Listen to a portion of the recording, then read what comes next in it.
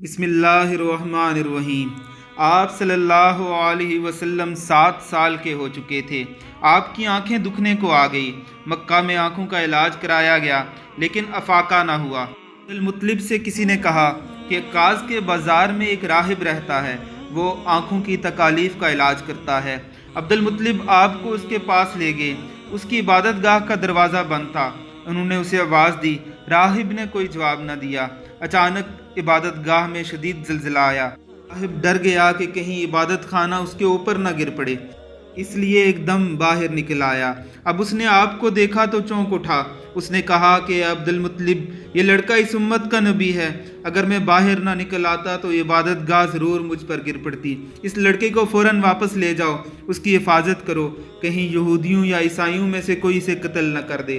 پھر اس نے کہا کہ اور رہی بات ان کی آنکھوں کی، تو آنکھوں کی دوا تو خود ان کے پاس موجود ہے۔ عبدالمطلب یہ سن کر حیران ہوئے اور بولے کہ ان کے پاس کیسے موجود ہے؟ میں سمجھا نہیں۔ راہب نے کہا کہ ان کا لعاب دہن ان کی آنکھوں پر لگائیں۔ انہوں نے ایسا ہی کیا اور آنکھیں فوراً ٹھیک ہو گئی۔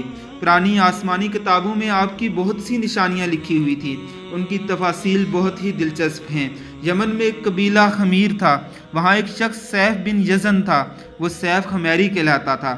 کسی زمانے میں اس کے باپ دادا اس ملک پر حکومت کرتے تھے، لیکن پھر حبشیوں نے یمن پر حملہ کیا اور اس پر قبضہ کر لیا۔ وہاں حبشیوں کی حکومت ہو گئی۔ 70 سال تک یمن حبشیوں کے قبضے میں رہا۔ جب یہ سیف بڑا ہوا تو اس کے اندر اپنے باپ دادا کا ملک آزاد کرانے کی امنگ پیدا ہوئی، چنانچہ اس نے اپنی ایک فوج تیار کی۔ اس فوج کے ذریعے حبشیوں پر حملہ کیا، انہیں یمن سے بھگا دیا۔ اس طرح وہ اپنے باپ دادا کے ملک کا مالک ہو گیا اور آزاد کرانے میں کامیاب ہو گیا، وہاں کا بادشاہ بن گیا۔ یہ یمن عرب کا علاقہ تھا۔ جب اس پر حبشیوں نے قبضہ کیا تھا تو عربوں کو بہت افسوس ہوا۔ 70 سال بعد جب یمن کے لوگوں نے حبشیوں کو نکال باہر کیا تو عربوں کو بہت خوشی ہوئی۔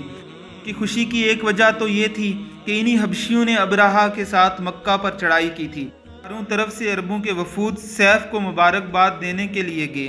قریش کا ایک وفد مبارک دینے کے لیے گیا۔ اس وفد کے سردار عبدالمطلب تھے۔ یہ وفد جب یمن پہنچا تو سیف اپنے محل میں تھا، اس کے سر پر تاج تھا، سامنے تلوار رکھی تھی اور حمیری سردار اس کے دائیں بائیں بیٹھے تھے۔ سیف کو قریش کے وفد کی آمد کے بارے میں بتایا گیا۔ اسے یہ بھی بتایا گیا کہ یہ لوگ کس رتبے کے ہیں۔ اس نے ان لوگوں کو آنے کی اجازت دے دی۔ یہ وفد دربار میں پہنچا۔ عبدالمطلب آگے بڑھ کر اس کے سامنے جا کر کھڑے ہوئے۔ انہوں نے بات کرنے کی اجازت چاہی۔ سیف نے کہا کہ اگر تم بادشاہوں کے سامنے بولنے کے آداب سے واقف ہو تو ہماری طرف سے اجازت ہے۔ تب عبدالمطلب نے کہا، اے بادشاہ، ہم کعبے کے خادم ہیں، اللہ کے گھر کے محافظ ہیں، ہم آپ کو مبارکباد دینے آئے ہیں۔ یمن پر حبشی حکومت ہمارے لیے بھی بوجھ بنی ہوئی تھی۔ آپ کے اس کارنامے سے آپ کے بزرگوں کو بھی عزت ملے گی اور آنے والی نسلوں کو بھی وقار حاصل ہوگا۔ سیف ان کے الفاظ سن کر بہت خوش ہوا اور بے اختیار بول اٹھا، اے شخص، تم کون ہو؟ کیا نام ہے تمہارا؟ انہوں نے کہا، میں عبدالمطلب بن ہاشم ہوں۔ سیف نے ہاشم کا نام سن کر کہا، تب تو تم ہماری بہن کے لڑکے ہو۔ عبدالمطلب کی والدہ مدینہ کی قبیلے خزرج کی تھی اور خزرج کا قبیلہ دراصل یمن کا تھا، اس لیے سیف نے ہاشم کا نام سن کر کہا کہ تم تو ہماری بہن کے لڑکے ہو۔ پھر اس نے کہا کہ ہم آپ سب کو خوش آمدید کہتے ہیں، آپ کے جذبات کی قدر کرتے ہیں۔ اس کے بعد قریش کے وفد کو سرکاری مہمان خانے میں ٹھہرایا گیا، ان کی خوب خاطر مدارت کی گئی، یہاں تک کہ ایک ماہ گزر گیا۔ ایک ماہ کی مہمان نوازی کے بعد سیف نے انہیں بلایا۔ عبدالمطلب کو اپنے پاس بلا کر اس نے کہا، اے عبدالمطلب، میں اپنے علم کے پوشیدہ رازوں میں سے ایک راز تمہیں بتا رہا ہوں۔ تمہارے علاوہ کوئی اور ہوتا تو میں ہرگز نہ بتاتا۔ تم اس راز کو اس وقت تک راز ہی رکھنا جب تک خود اللہ رب العزت اس راز کو ظاہر نہ کر دیں۔ ہمارے پاس ایک پوشیدہ کتاب ہے، وہ پوشیدہ رازوں کا ایک خزانہ ہے، ہم دوسروں سے اس کو چھپا کر رکھتے ہیں۔ میں نے اس کتاب میں ایک بہت عظیم الشان خبر اور ایک بڑے خطرے کی بات پڑھی ہے، وہ آپ کے بارے میں ہے۔ عبدالمطلب یہ باتیں سن کر حد درجے حیرت زدہ ہوئے اور پکار اٹھے کہ میں سمجھا نہیں، آپ کیا کہنا چاہتے ہیں؟ وہ کہنے لگے کہ سنو عبدالمطلب، جب تہامہ کی وادی یعنی مکہ میں ایسا بچہ پیدا ہو جس کے دونوں کندھوں کے درمیان بالوں کا گچھا یعنی مہر نبوت ہو تو اسے امامت اور سرداری حاصل ہوگی اور اس کی وجہ سے تمہیں قیامت تک کے لیے اعزاز ملے گا۔ اور عزت ملے گی۔ عبد المطلب نے یہ سن کر کہا، اے بادشاہ، اللہ کرے آپ کو بھی ایسی خوش بختی میسر آئے۔ آپ کی ہیبت مجھے روک رہی ہے، ورنہ میں آپ سے پوچھتا کہ اس بچے کا زمانہ کب ہوگا۔ بادشاہ نے جواب دیا کہ یہی اس کا زمانہ ہے، وہ اسی زمانے میں پیدا ہوگا۔ یہ پیدا ہو چکا ہے، اس کا نام محمد ہے۔ اس کی والدہ کا انتقال ہو جائے گا، اس کے دادا اور چچا اس کی پرورش کریں گے۔ ہم بھی اس کے آرزو مند رہے کہ وہ بچہ ہمارے ہاں پیدا ہو۔ اللہ اسے کھلے عام ظاہر فرمائے گا اور اس کے لیے ہم میں سے یعنی مدینہ کے قبیلہ خزرج میں سے اس نبی کے مددگار بنائے گا۔ ہم میں سے اس لیے کہا کہ خزرج اصل میں یمن کے لوگ تھے۔ اس کے ذریعے اس نبی کے خاندان اور قبیلے والوں کو عزت حاصل ہوگی، ان کے ذریعے اس کے دشمنوں کو ذلت ملے گی، اور ان کے ذریعے ہی وہ تمام لوگوں سے مقابلہ کرے گا، اور وہ ان کے ذریعے زمین کے اہم علاقے فتح ہو جائیں گے۔ وہ نبی رحمان کی عبادت کرے گا اور شیطان کو دمکائے گا، آتش کدوں کو ٹھنڈا کرے گا، بتوں کو توڑ ڈالے گا۔ اس کی ہر بات آخری فرمان ہوگی، اس کے احکامات انصاف والے ہوں گے۔ وہ نیک کاموں کا حکم دے گا اور خود بھی ان پر عمل کرے گا، برائیوں سے روکے گا اور ان کو مٹا ڈالے گا۔ عبد المطلب نے سیف بن یزن کو دعا دی اور پھر کہا، کچھ اور تفصیل بیان کریں۔ بات ڈکی چھپی ہے اور علامتیں پوشیدہ ہیں، مگر اے عبد المطلب، اس میں شبہ نہیں کہ تم اس کے دادا ہو۔ عبد المطلب یہ سن کر فوراً سجدے میں گر گئے، اور پھر سیف نے ان سے کہا، اپنا سر اٹھاؤ، اپنی پیشانی اونچی کرو اور مجھے بتاؤ جو کچھ میں نے تم سے کہا ہے، کیا تم نے ان میں سے کوئی علامت اپنے ہاں دیکھی ہے؟ اس پر عبد المطلب نے کہا، ہاں، میرا ایک بیٹا تھا، میں اسے بہت چاہتا تھا۔ میں نے ایک شریف اور معزز لڑکی آمنہ بنت وہب سے اس کی شادی کر دی۔ وہ میری قوم کے انتہائی باعزت خاندان سے تھی۔ اس سے میرے بیٹے کے ہاں ایک لڑکا پیدا ہوا، میں نے اس کا نام محمد رکھا۔ اس بچے کے باپ اور ماں دونوں فوت ہو چکے ہیں، اب میں اور اس کا چچا ابو طالب اس کی دیکھ بھال کرتے ہیں۔ اب سیف نے اس سے کہا، میں نے تمہیں کچھ بتایا ہے، وہ واقعہ اسی طرح ہے۔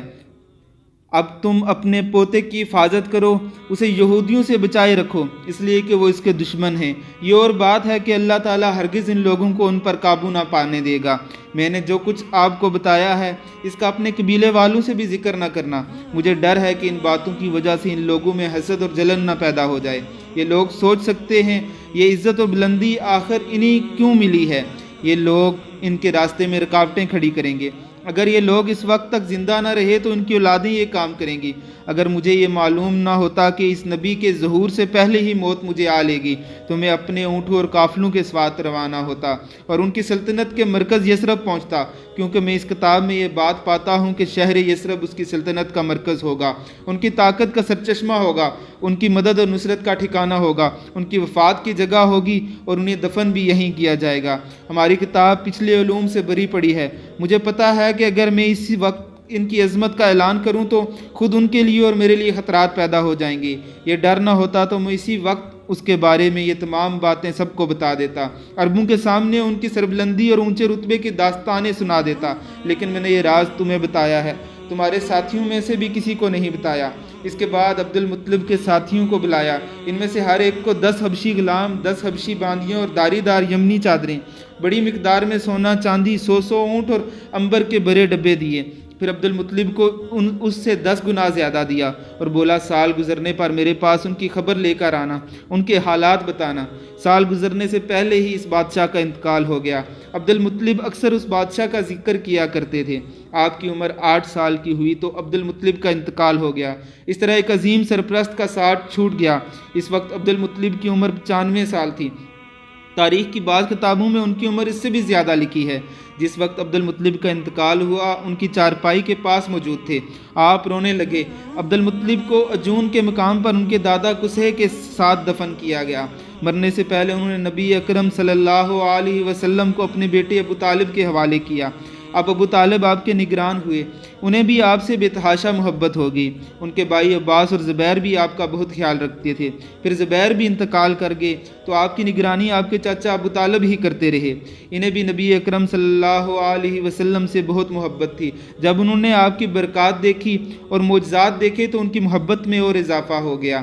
یہ مالی اعتبار سے کمزور تھے، 2 وقت سارے گھرانے کو پیٹ بھر کے کھانا بھی میسر نہ تھا، لیکن جب نبی اکرم صلی اللہ علیہ وسلم ان کے ساتھ کھانا کھاتے تو تھوڑا کھانا بھی ان سب کے لیے کافی ہو جاتا، سب کے پیٹ بھر جاتے۔ اس لیے جب دوپہر یا رات کے کھانے کا وقت ہوتا اور سب دسترخوان پر بیٹھتے تو ابو طالب ان سے کہتے ابھی کھانا شروع نہ کرو، میرا بیٹا آ جائے پھر شروع کرنا۔ پھر آپ تشریف لے آتے اور ان کے ساتھ بیٹھ جاتے۔